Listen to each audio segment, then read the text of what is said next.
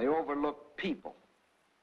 And generals may win campaigns, but people win wars. And on that fatal June 22nd, when the Russian people first learned of the invasion of their country, their grim faces told of their determination to fight and to die, but never to surrender. They knew this wasn't a question of who occupied what piece of land. This was a question of life or death. This war is not an ordinary war.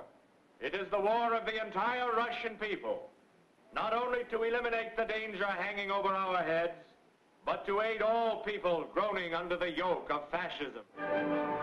So the alarm was spread to factory and farm. And from every Russian town and village, men poured forth to answer the call. From now on, one thing mattered and one thing only: victory. Total war meant total mobilization.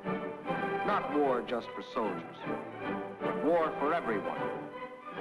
Young or old, male or female, made no difference. Age had nothing to do with it. If you were only 12 years old, there was work for 12-year-olds to do. Sex had nothing to do with it. If you could hold a rifle, you were a soldier. If you could turn a lathe, you were a soldier. If you could harvest the fields, you were a soldier. If you could handle a locomotive or pilot a ship or guide a tractor, you were still a soldier. For everything you did was part of that total war. Nothing that the enemy could use was left behind. Not a yard of wire or a pound of iron.